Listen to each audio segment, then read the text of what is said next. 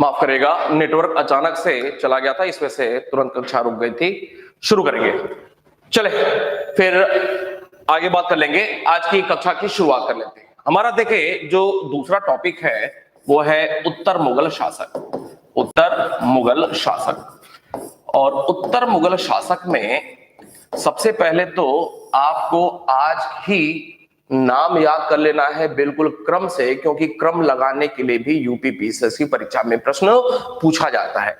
तो सबसे पहले एक बॉक्स बना लेंगे और बॉक्स बना करके उसमें बिल्कुल क्रम से राजाओं शासकों के नाम लिख लेते हैं कि कौन कौन से शासक रहे हैं जिन्हें उत्तर मुगल शासक कहा जाता है।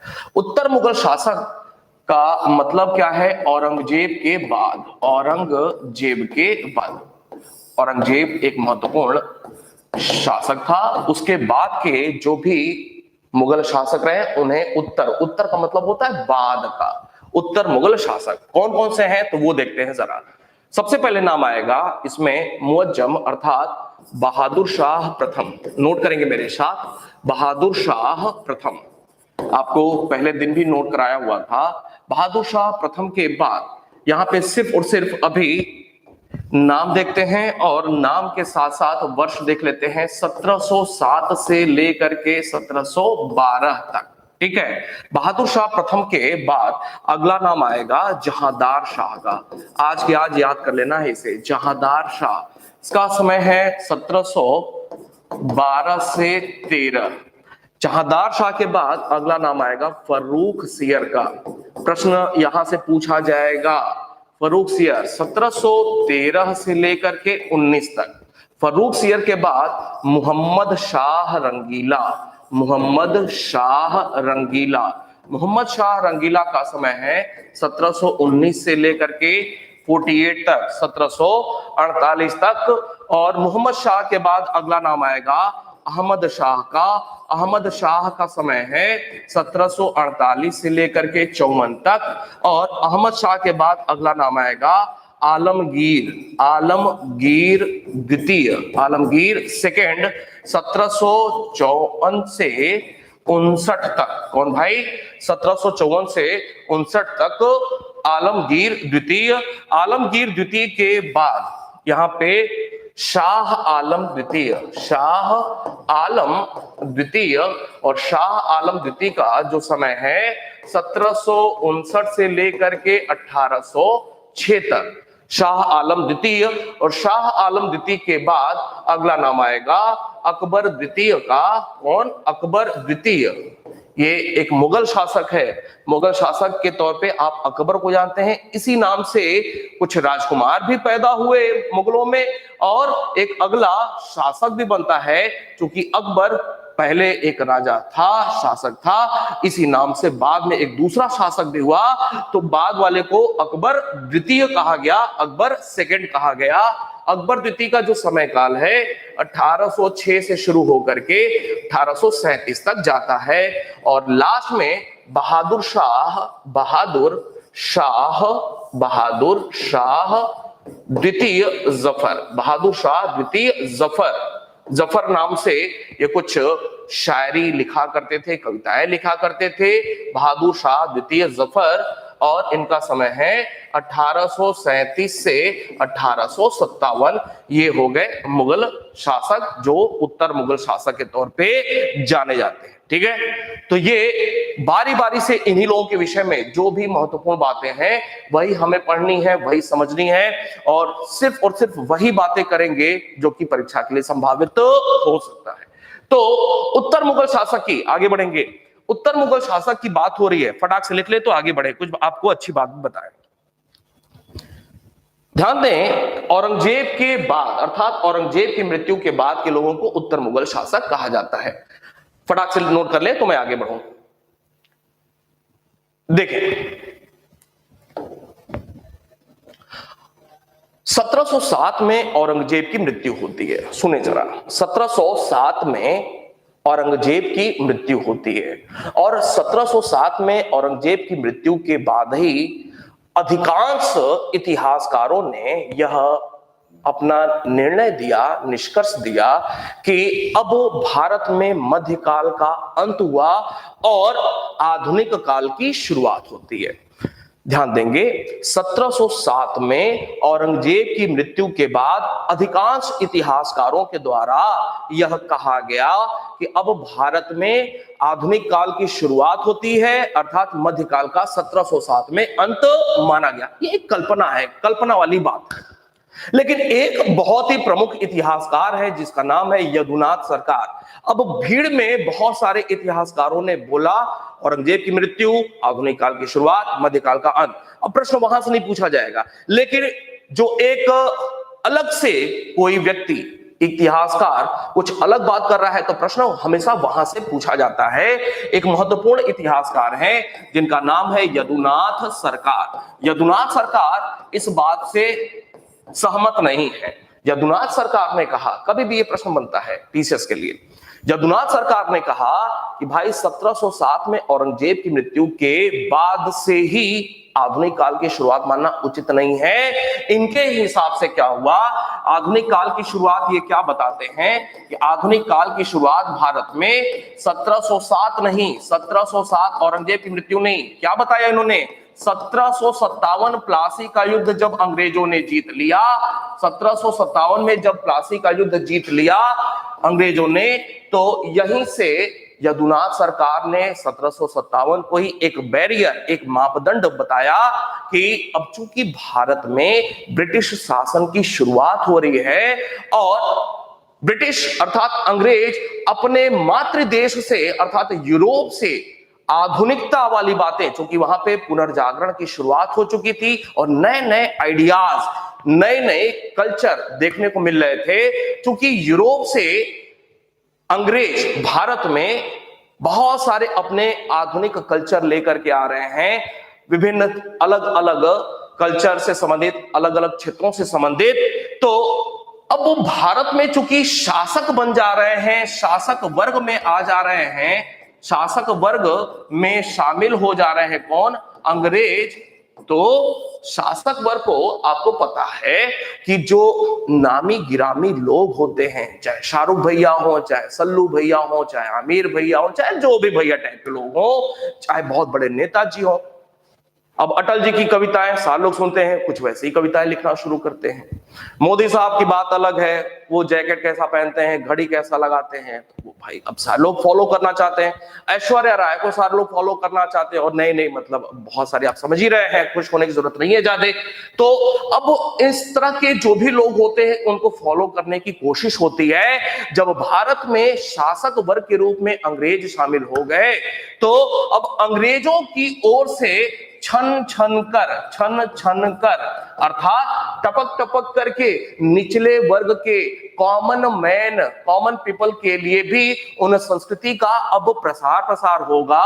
अंग्रेज शासक वर्ग में शामिल हो गए और उनके कल्चर, यूरोप से लाए हुए कल्चर, पुनर्जागरण के बाद उद्भूत कल्चर अब शासक वर्ग में होने के बाद भारतीयों को भी वो सारी चीजें देखने, सुनने, समझने को मिलेंगी, तो भारतीय उससे लाभान्वित होंगे। तो यदुनाथ सरकार ने कहा कि प्लासी युद्ध 1757 को जीतने के बाद अंग्रेज जब भारत में शासक वर्ग के रूप में शामिल हो जाते हैं तो भारत में आधुनिकता की शुरुआत यहां से मानी जाती है। ठीक है, उम्मीद करता हूं बिल्कुल अच्छे से समझ गए होंगे।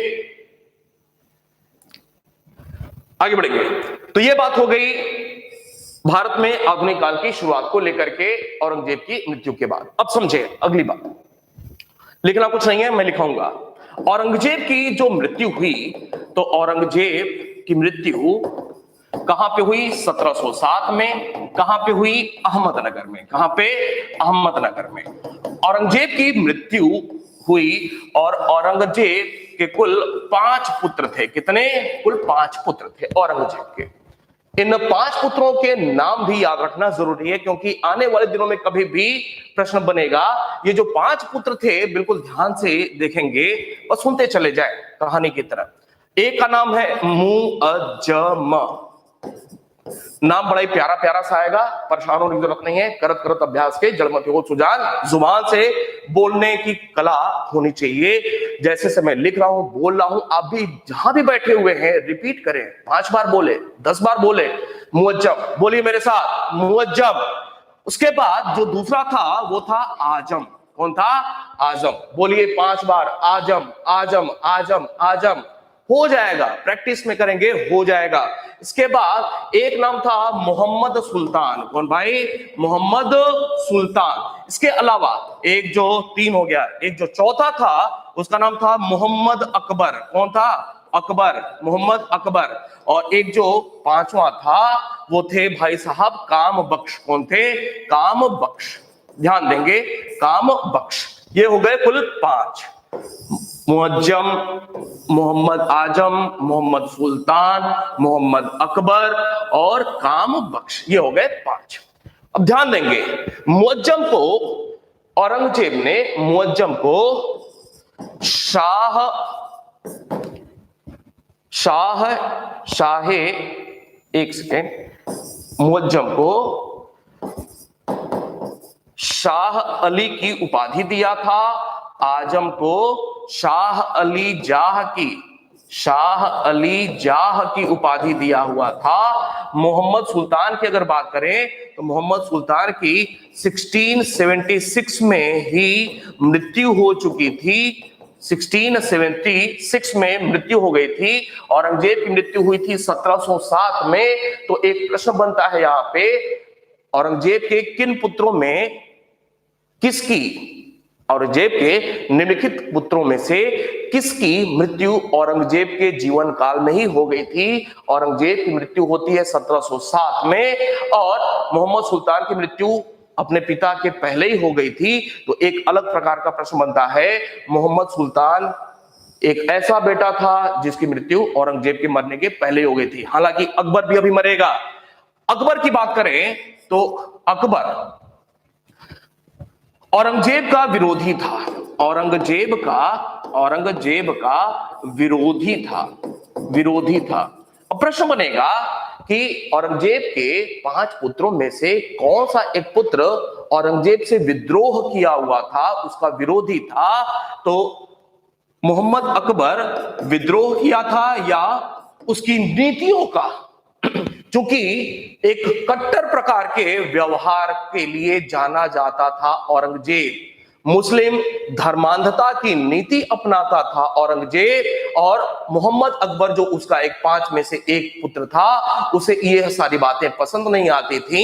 इस वजह से उसने विद्रोह किया अपने पिता अर्थात औरंगजेब के खिलाफ ही। तो प्रश्न बनेगा कि कौन सा एक औरंगजेब का बेटा था जो उससे विद्रोह किया हुआ था, विरोधी था? उसका उत्तर होगा अकबर।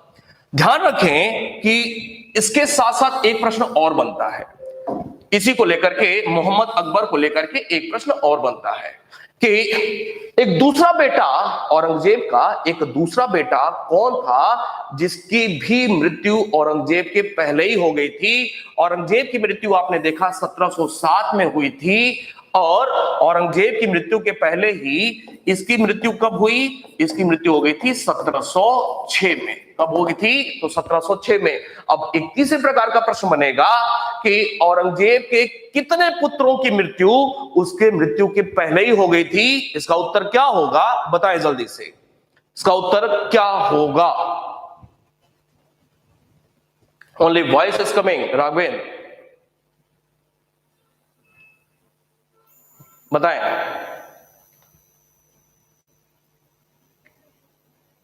2, बिल्कुल ठीक है। किसी ने लिखा मैं दिखाई दे रहा हूं अच्छे से, मैं दिखाई दे रहा हूं कि मेरी आवाज ही जा रही है? बस 2 पुत्रों की, ठीक है। नाम क्या था? मोहम्मद सुल्तान और मोहम्मद अकबर। क्लियर? कौन सा एक बेटा था जो विद्रोह किया था औरंगजेब के खिलाफ? बताएं इसका उत्तर। कौन सा एक बेटा था जिसने विद्रोह किया था?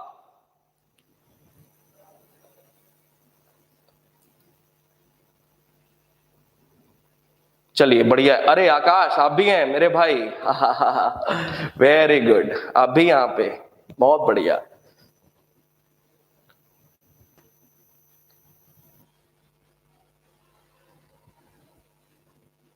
ठीक है, अकबर। बिल्कुल बातें ये क्लियर हो चुकी हैं। औरंगजेब की मृत्यु 1707 में हुई। औरंगजेब के कुल 5 पुत्र थे और उन 5 पुत्रों में 5 के नाम आपको बता दिया।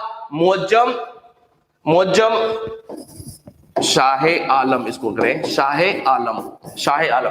मुअज्जम को शाहे आलम की उपाधि, आजम को शाह अली जाह की उपाधि दिया हुआ था। मोहम्मद सुल्तान की बात करें तो इसकी मृत्यु औरंगजेब के मृत्यु के पहले हुई थी। कब हुई थी? 1676 में ही।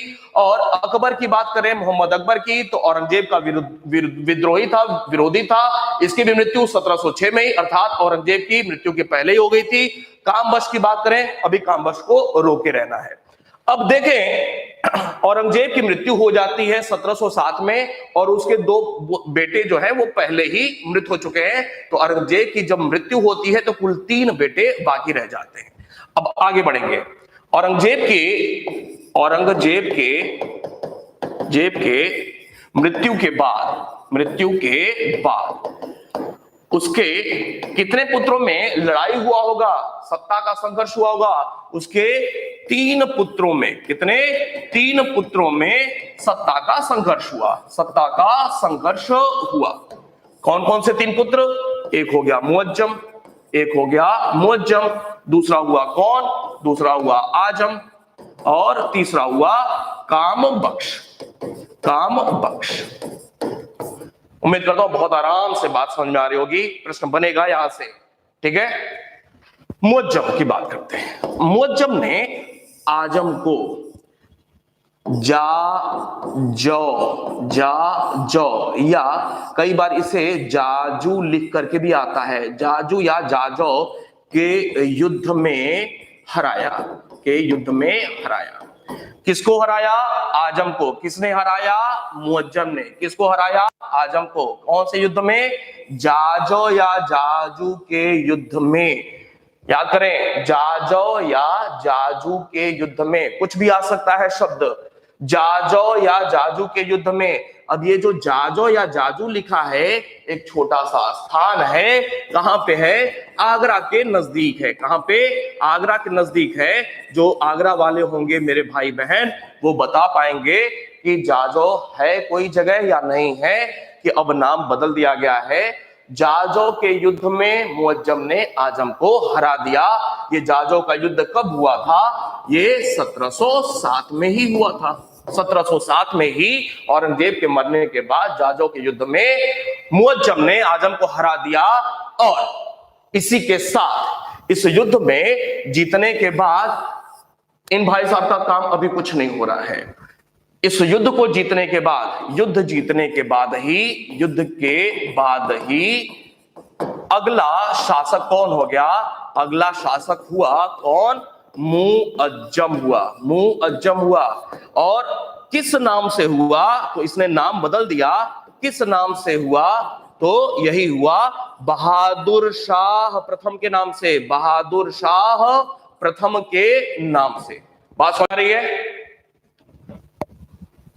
बताएं, बात आ रही है आराम से समझ में?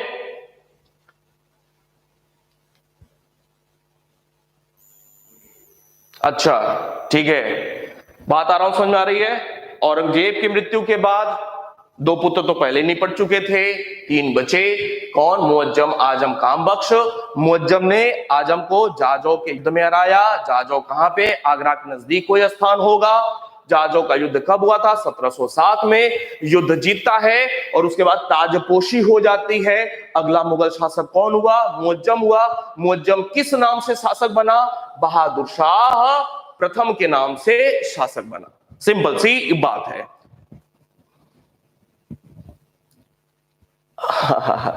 बताते हैं, क्योंकि बहादुर शाह के नाम से बाद में भी एक शासक हुआ ना, तो इस वजह से बहादुर शाह प्रथम कहा गया। ठीक है, आगे बढ़ेंगे।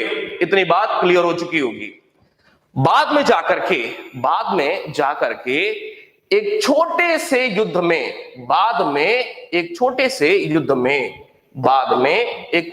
युद्ध में शासक बनने के बाद एक छोटे से युद्ध में हैदराबाद के नजदीक, कहां पे? हैदराबाद के नजदीक क्या हुआ? नजदीक मुअज्जम ने क्या किया? मुअज्जम ने कामबख्श को हरा दिया। किसे? कामबख्श को हराया। काम बख्श को हराया। तो पेपर में ये प्रश्न कभी नहीं पूछा जाएगा, बिल्कुल भूल जाए, ये वाला महत्वपूर्ण है, ये याद रखना है, कभी भी यह प्रश्न बनेगा परीक्षा में आपके।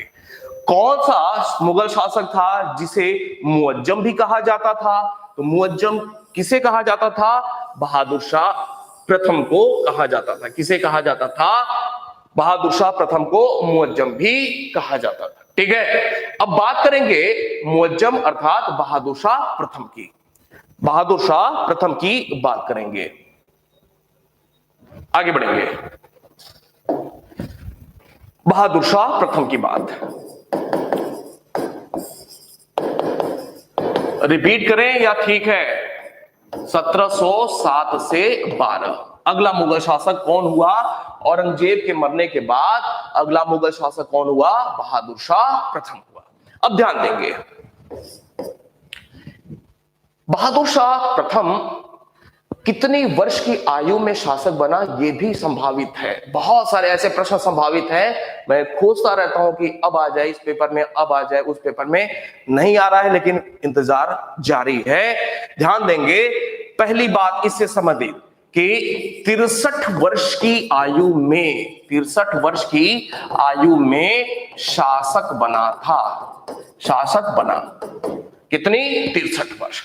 63 वर्ष तो आप देख रहे होंगे, आपके घर में दादा होंगे वगैरह वगैरह, बहुत सारे लोग होंगे, उम्र बहुत ज्यादा हो गई है।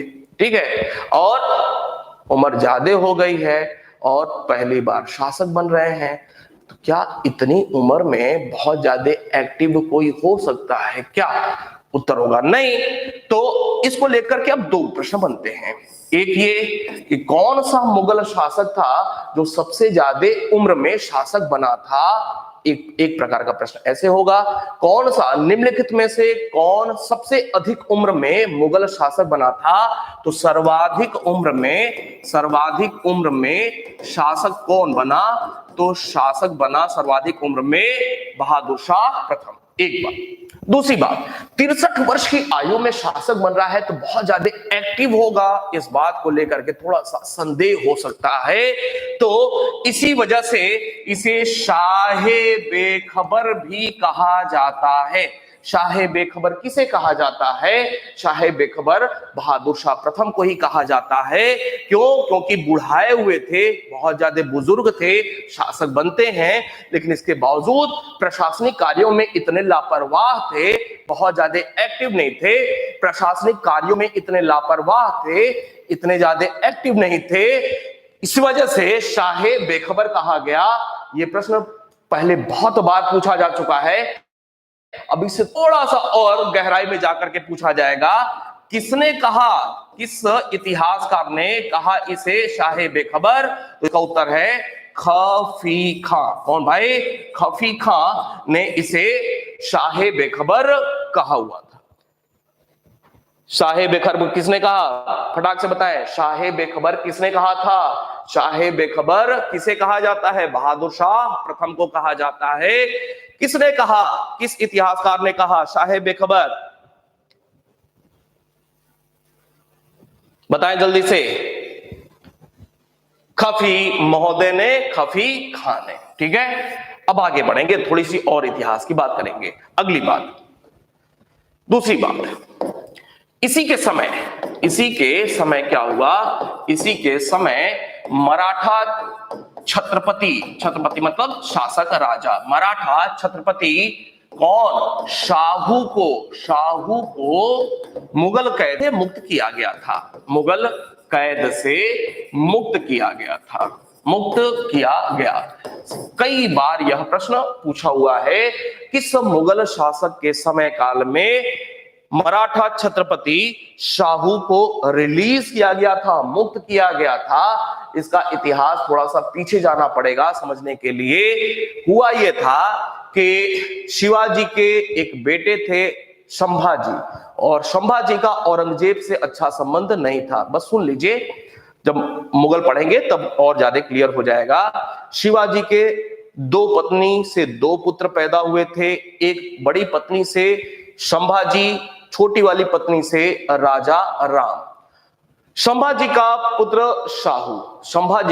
था शाहू, और औरंगजेब का संभाजी से अच्छा संबंध नहीं था, तो औरंगजेब ने संभाजी की हत्या कराई और मराठों की जो राजधानी थी रायगढ़, उसमें कब्जा कर लिया था औरंगजेब ने, और उसी रायगढ़ के किले में शाहू को कैद करा दिया था औरंगजेब ने। ठीक है, बाद में जाकर के दोस्ती यारी हुई होगी या फिर जो भी कूटनीतिक बातों की वजह से बहादुर शाह प्रथम के समय शाहू को मुगल कैद से मुक्त कर दिया गया। तीसरी बात कि इसका मतलब बहादुर शाह प्रथम का इसका अंतिम सिख गुरु, अंतिम सिख गुरु, सिख ऐसा ही लिखा जाता है, आमतौर पे लोग लिखते हैं सिख, वो गलत है, ऐसे ही गलत है, ये होता है अंतिम सिख गुरु कौन थे? 10 अर्थात 10 सिख गुरु थे। अंतिम सिख गुरु कौन? गुरु गोविंद सिंह। कौन भाई? गोविंद सिंह। और ध्यान रखें, जैसे ही सिख की बात आती है, जैसे ही सिख शब्द की बात आती है, दिमाग में पंजाब पंजाब पंजाब। अच्छा एक बात और, पंजाबी अलग चीज होता है, सिख अलग चीज होते हैं। पंजाबी अलग चीज है, पंजाब में रहने वाला कोई भी, चाहे हिंदू हो, चाहे मुसलमान हो, चाहे सिख हो, चाहे कोई भी, सबको पंजाबी कहा जाएगा। लेकिन सिख एक प्रॉपर रिलीजन को फॉलो करने वाले लोग होते हैं, ध्यान देंगे।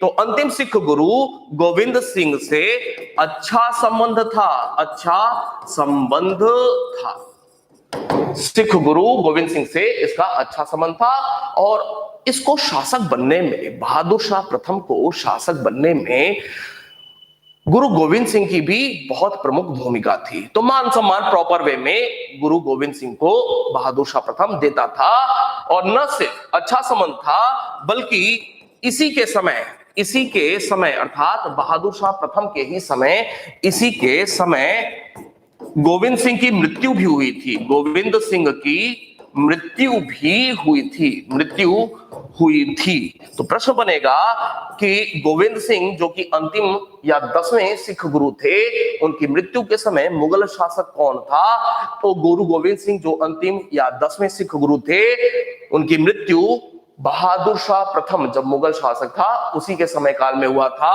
कब हुआ था? 1708 में हुआ था। कहां पे हुआ था? नांदेड़ में इनकी मृत्यु हुई थी। नांदेड़ कहां पे है? महाराष्ट्र में। कहां पे? महाराष्ट्र में। नांदेड़ नामक स्थान पर, जो कि महाराष्ट्र में है, गुरु गोविंद सिंह की मृत्यु हुई थी। बात समझ में आ रही है आराम से? नांदेड़ में। ठीक है, और एक लास्ट मुद्दा इनको लेकर के, एक लास्ट बात कि बहादुर शाह प्रथम के संदर्भ में एक यूरोपीय इतिहासकार है जिसका नाम है सिडनी ओवन। Sydney oven. ये भी कभी भी परीक्षा में प्रश्न पूछा जाएगा, आने वाले दिनों में किसी भी आयोग की ओर से परीक्षा में पूछा जाएगा। यूरोपीय इतिहासकार है। कौन है? यूरोपीय इतिहासकार है। और यूरोपीय इतिहासकार कौन? Sydney oven. सिडनी ओवन एक बात कहता है बहादुर शाह प्रथम के विषय में। क्या कहता है? यह अंतिम मुगल शासक था जिसके विषय में कुछ अच्छे शब्द कहे जा सकते हैं। प्रश्न क्या पूछा जाएगा कि निम्नलिखित मुगल शासकों में से किसके विषय में यह कहा गया है, इन्वर्टेड कॉमा में, यह अंतिम मुगल शाह जिसके विषय में कुछ अच्छे शब्द कहे जा सकते हैं, इन्वर्टेड कॉमा क्लोज, प्रश्नवाचक चिन्ह। 4 आपके विकल्प ऑप्शन आ गए।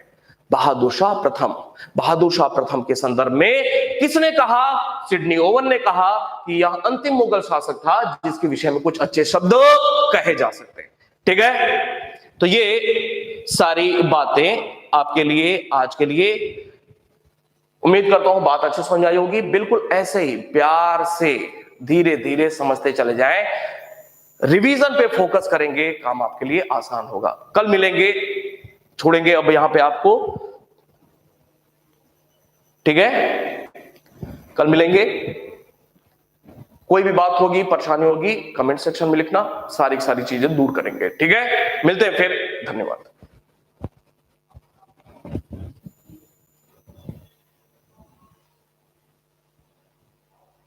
चले।